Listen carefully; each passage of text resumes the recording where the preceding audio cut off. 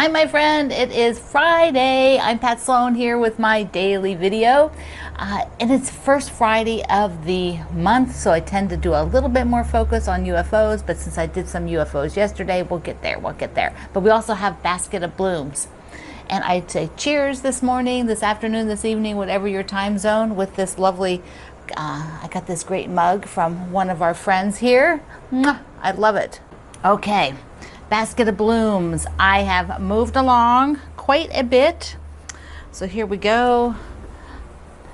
See, it's so tiny I don't even have to get up to show you.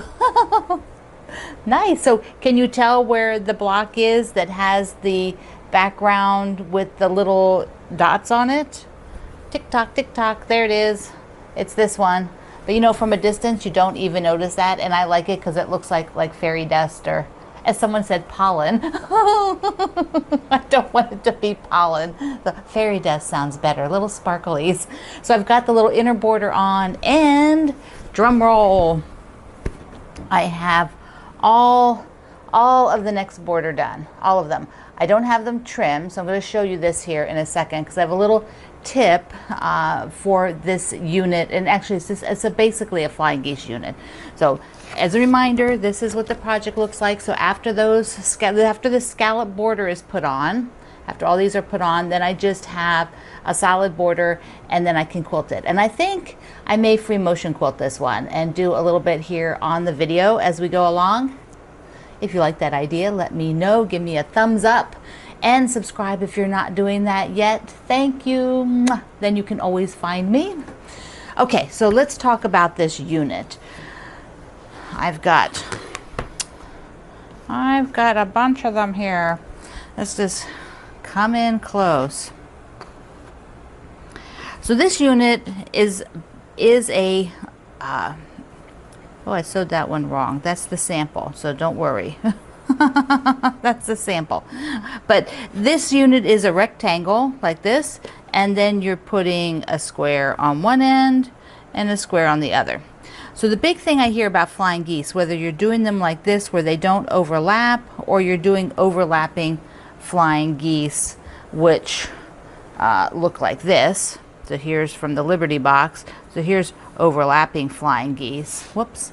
So right, so you've got the overlap there. Either way, this is done exactly the same. This base unit, so I've already trimmed for that one, but the base unit here is a square, the base unit here is a rectangle. And when you're done, the size will be exactly this rectangle. The size should not change. People are always saying, oh, my flying geese came out the wrong size. Well, then that's your seam allowance or your trimming, because this base can't change. You cut it and it stays the same. What you need to do though is be checking things. This is my test one because you can see I did it wrong. I put the sew from the wrong corner. Okay, so for the test, you want to be sure you flip it over, and I over exaggerated here, but flip it over and be sure it comes to the outer edge. You see that one does not come to the outer edge. It won't come to the outer edge.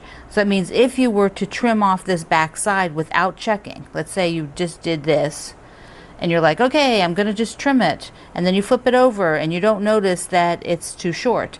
Now your block has shrunk. And in the reverse, you want to flip it to the back too to be sure that it's not hanging over like this, because that means it's grown, and therefore your block won't be the right size. It needs to be the same size as the rectangle that you cut, and it won't change. All right, so that's my little tip for that.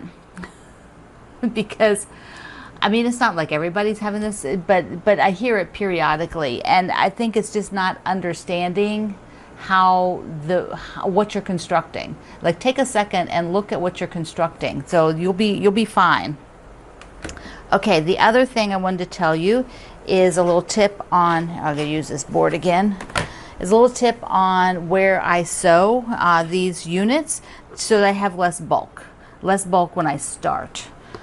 Because you can, when you lay the next square down, so I have one square and I have to put the other square, and it's going to be sewn and folded. Whoops, this has to be folded back first. Okay, so then I'm going to put the second square, and then you would sew. But when this is open like this, you know, when I get ready to sew this one, I don't want to start at the bulky end, which has got 1, 2, 3, 4 levels of fabric. I want to start over at the far end here, down here, which just has the 2 levels of fabric. So I'm going to sew towards the bulk. And I find that that is much more successful than trying to jump over this hump first. This going from less fabric to more fabric works better for me. Speaking of this unit, what is it from? Ta-da! The Liberty Box. So I now have 2 full hearts finished, and I'm working on all the others. So I've got that all cut. So these are my in between. You know, I'm sewing like 2 things at once. So basically I'm sewing the baskets of blooms and the Liberty Box at the same time. So as I finish units for this, if I need to sew, you know, to get it out from under the machine rather than cutting the threads, I'll sew something that goes for the Liberty Box and then switch back and forth. All right, for UFO Friday, if you have a UFO out there that you have not worked on for a while, or if you have one you are working on but just periodically, make today the day. The first Friday of the month should be a UFO focused day. At least I'll declare that. Should I make that a national event, an international event? UFO Day. Then I'll get all the people from Area 54 writing, you know, what's the UFO? So here's mine up on the wall. I did that yesterday. You can watch the video from yesterday if you missed it. And that is getting sashing, which is the blossom guy back here. So excited. Yes, that guy. What else do I have here? Oh, I'm going to make a change for tomorrow on the calendar because I'm going to do the Book Nook now. And then tomorrow I am going to run the interview that I did at Facebook as a video with just some pictures. So it won't have, it's not video where you see me talking to the people, but you will hear it, so you can just listen to it while you're doing other things. I will have some pictures. I'll put up some pictures from the museum and some pictures of Jane's work, but it is something you will listen to. It's a little bit longer, so you'll enjoy that. You'll be able to have a nice deep dive and hear about the Virginia Quilt Museum and hear about the work Jane does and some of the things that are going on and how Australia works, at least, you know, the people that she works with.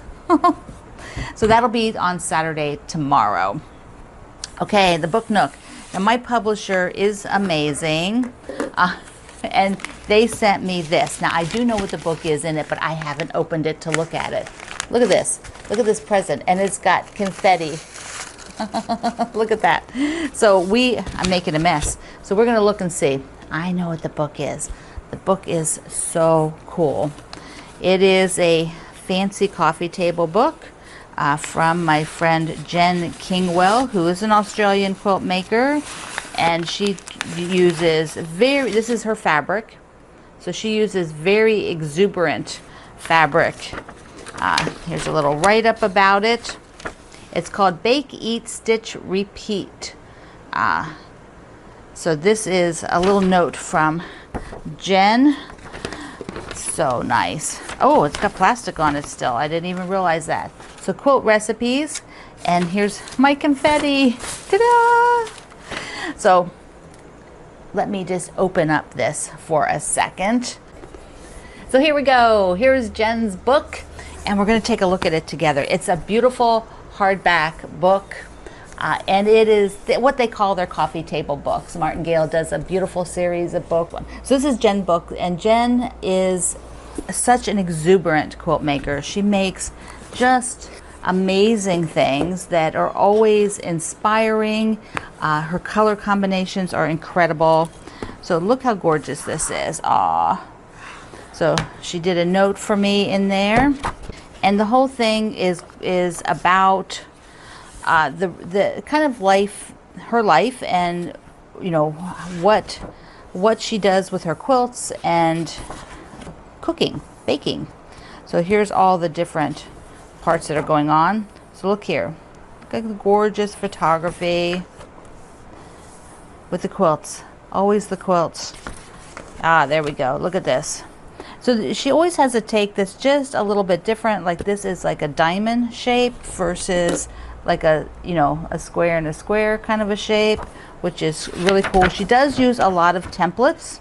You'll find that with Jen's work, and there you can kind of see a diagram where she works through the templates. Let me see what, go to the next project. So here's one that I think is going to be very cool. Yes, yes, yes, yes. Look at this.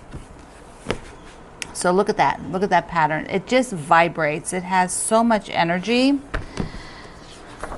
And again, you're going to use templates. You could, these would be like great for a hand piecing. Like I would love to do something like this. Hand piecing is just like a sit around doing things kind of a project, you know, where I don't have any hurry. There's some other pieces, and she's got hand, look at this. This might be her daughter. I'm not sure. I'd have to read it. But there, look, there's wonderful. You can see the hands. Oops, there we go on the top one. You can see the hand stitching on it. Now where's the food part? Let's see what the food part is. There's another one of the quilts. Here's some more. So you've got this really beautiful photography. And here's a close-up of her fabrics. So this is the kind of fabric that she creates. And that's not all her fabric, but that is the styles that she loves, and she likes to combine. There's like polka dots in here. This just looks so inviting, so beautiful. And they drape so nicely. Okay, I'm gonna scoot back here. Some cushions. This one's got a bit of texture to it. You can see that's like a raw edge texture. And then, oh, I want to show you some more of the hand stitching. Look at that cushion. Isn't that gorgeous? Now here in the back is some of the baking from cookies. And she has, I love this photography. Don't you just, like, you just want to lick the page. Yum, yum, yum, yum. Here's, so these all, look at that cake. Orange cake.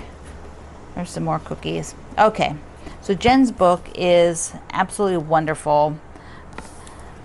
If you're looking for sort of a deep dive, if you are a huge fan of Jen's already, this is your book. You're going to want to add it to your collection and play around with all the wonderful designs and of course recipes that she has in there. All right, over at my website today, I have something fun. It's going to go to a new home. Somebody's going to get one of these. It could be you. It could be you. Remember, it has the labels. It has the box, the little tray. It has a whole thing of Aurifil thread. There's like 5 spools in here. And of course, the pattern and the fabric to do the really cute project that I'm sewing. It's awesome. I'm probably not going to send the box though, because I think it will be cheaper for me to ship it without the box. So that is what I will do. But I want you to have one. I want somebody to have one. So go over to my website, and when you're there, there is a question there that you'll answer, because you have to do it at my website and not here. Okay? Be one for somebody. So I love you on this UFO Friday. Mwah. See you online.